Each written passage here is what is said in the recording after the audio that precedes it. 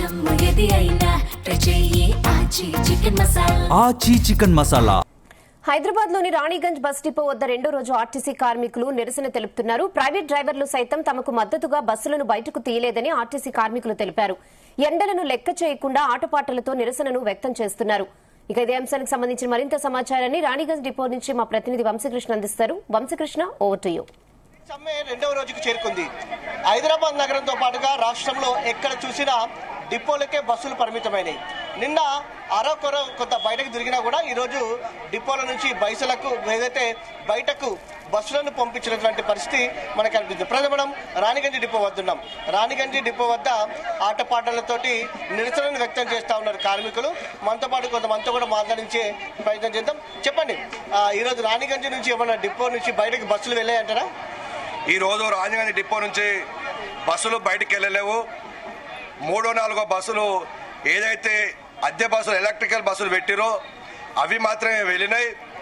సమ్మె ఏదైతే చేయరాని అపోహలాలు ఈ ప్రభుత్వానికి చెప్పిరో అంతకంటే రెట్టింపుగా మా ఆర్టీసీ కార్మికులు ఈరోజు సమ్మెలో పాల్గొనడం జరిగింది. ఈయాడికి రెండో రోజు. మరి నిన్న మొన్నటి వరకు ఏదైతే ఎలక్ట్రికల్ బస్సులు అద్దె బస్సు డ్రైవర్లు ఉన్నారో నిన్న ఎంతో కొంత బస్సులు నడపడం జరిగింది. మరి ఈ రోజు నుంచి వారు కూడా సంపూర్ణ మద్దతు తెలుపుకుంటూ మేము కూడా ఒక డ్రైవర్ కులం నుంచి వచ్చినాం, మేము కూడా ఒక డ్రైవర్లమే అని మీ పోరాటం కూడా మా కోసమే పోరాటం చేస్తున్నారని వారు నిండు మనసుని అర్థం చేసుకొని వారు కూడా సంఘీభావం తెలుపుతూ ఇంతకుముందుకే ఒక 20-30 డ్రైవర్లు మా దగ్గరికి వచ్చి సంఘీభావం తెలిసి వాళ్ళు విధులకు వెళ్లకుండా ఇంటికి వెళ్ళడం జరిగింది. ఒక ఈ డిపోనే కాదు, ఈ తెలంగాణ రాష్ట్రంలో కరీంనగర్ డిపో కావచ్చు, గోదావరి ఖని కావచ్చు, మంచిర్యాల డిపోలో కూడా కావచ్చు, ఈ రోజున ఎయిర్ బస్ డ్రైవర్లు వాళ్లకు నిధులకు ఫుల్ స్టాప్ చేసి వారు కూడా ఈ ఆర్టీసీ కార్మికులకు సమ్మె తెలుపుతూ వాళ్ళు విధులను బహిష్కరణ చేసి వారు కూడా ఇంటికి వెళ్ళడం జరిగింది. ఈ రోజు సంపన్న వర్గాలు తెలంగాణ ప్రజలు అందరూ గమనిస్తూ ఉన్నారు. గౌరవ ట్రాన్స్పోర్ట్ మినిస్టర్ గారు తెలంగాణ ప్రజలకు నష్టం జరుగుతూ ఉంది, ఆర్టీసీకి నష్టం జరుగుతూ ఉందని మీరు చెప్తా ఉన్నారు. ఈ రోజు తెలంగాణ ప్రజలు కూడా ఈ ఆర్టీసీ కార్మికుల బాధలు అర్థం చేసుకుంటూ ఉన్నారు. వారు కూడా మాకు సంపూర్ణ మద్దతు పలుకుతూ అవసరం అయితే మేము ఓన్ వెహికల్స్లలో వెళ్తూ మా పనులను రద్దు చేసుకొని మేము 4 రోజుల అవసరం ఇళ్లలోనే ఉంటాం తప్ప మీ న్యాయమైన డిమాండ్లను పరిష్కరించేంత వరకు మీరు సమ్మెనే కొనసాగాలని మాకు సంపన్న వర్గాల మద్దతు తెలపడం జరిగింది. ఏ డిమాండ్లు మాయి? కార్పొరేషన్ రక్షించండి అనే డిమాండ్. ఏ డిమాండ్లు మాయి? బస్సుల సంఖ్యను పెంచాలనే డిమాండ్. ఏ డిమాండ్లు మాయి? ఆర్టీసీలో ఉన్నటువంటి ఏదైతే భూమి ఉందో దీన్ని ఎవరికో కుదబెట్టడానికి ప్లాన్లు జరుగుతాయి, దాన్ని కూడా రక్షించండి అంటున్నాం మేము తప్ప ఎక్కడ డిమాండ్ మేము పెట్టలే.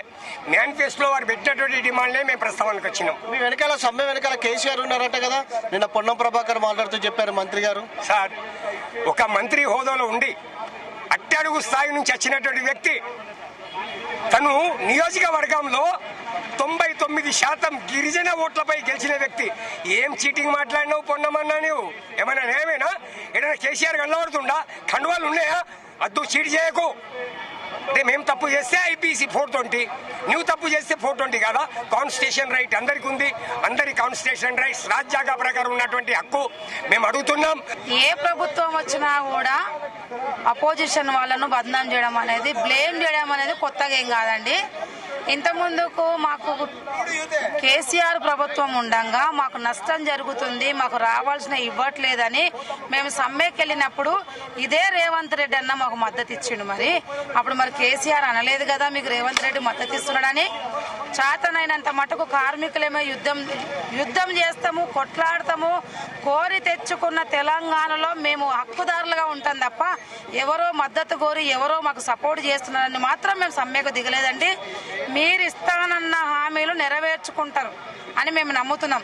మీరు ఏవేవైతే ఇస్తానని చెప్పారో ఆ హామీలు నెరవేర్చుకోండి, మాట మీద నిలబడండి. మాట మీద నిలబడి మాకు ఏ యూనియన్లు కాదండి, యూనియన్ ఎవరు ఏ పార్టీ కూడా మాకు మద్దతు అవసరం లేదండి. మాకు జేఏసీ ఉన్నది, జేఏసీ తరఫున కార్మికుల యూనియన్ ఉన్నది, కార్మికుల తరఫున యూనియన్ తరఫున పోతాం తప్ప మాకు ఆ రాజకీయ నాయకుడు ఈ రాజకీయ నాయకుడితో మాకు పని లేదు సార్. మాకు మీరున్నారు, మీరు మాట ఇచ్చిన మహాలక్ష్మి పథకం తప్ప మీరు ఏది అమలు చేయలేదు.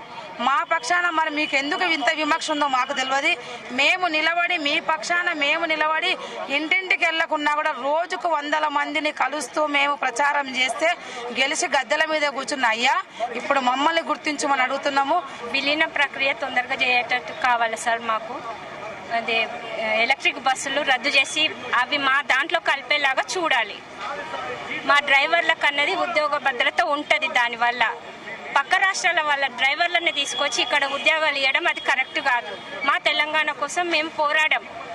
మా తెలంగాణ ప్రజలతో కోసము ఈ ఆర్టీసీ కావాలి. అదే మేము కోరుకునేది.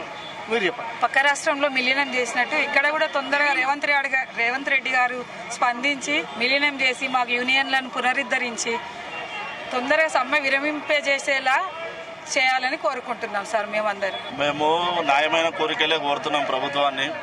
కానీ ప్రభుత్వంకి అసలు రేవంత్ రెడ్డి అయితే నోరు తెరుస్తలేడు.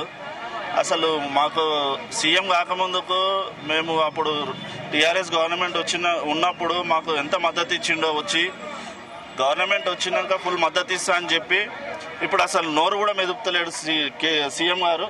రేవంత్ రెడ్డి గారు ఫస్ట్ ఆయన ఏందో, అసలు ఆయన మనసులో ఏముందో బయట పెట్టాలి. ఇవన్నీ కమిటీలు అవన్నీ కాలయాపన చేస్తుండు. మేనిఫెస్టోలో పెట్టిన న్యాయమైన కోరికలే మేము అడుగుతున్నాం. గవర్నమెంట్లో విలీనం చేయాలి. ఫస్ట్ వాళ్ళు మేనిఫెస్టోలో పెట్టారు గవర్నమెంట్లో విలీనం చేయాలని, అదొక్కటి చేయాలి. 2 PRCలు రావాలి, మాకు డిఏలు రావాలి, డిఏ ఏరియాస్ రావాలి. యూనియన్ మా గవర్నమెంట్ కాంగ్రెస్ యూనియన్లు ఇస్తా అన్నారు, ఇప్పటిదాకా యూనియన్లు ఇవ్వలేదు.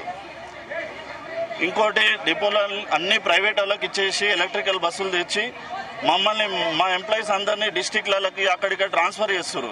అది ఆపాలి. దానికోసం మేము పోరాటం చేస్తున్నాం. ఇది మొత్తం మీద ఆర్టీసీ కార్మికుల సమ్మె కొనసాగుతుంది. డిపోల వద్ద ధర్నాలకు పిలుపునివ్వడం జరిగింది. ఎట్ ఏ టైం పోలీస్ బందోబస్తు కూడా మనకు ఆయా డిపోల వద్ద పెద్ద ఎత్తున కనిపిస్తోంది.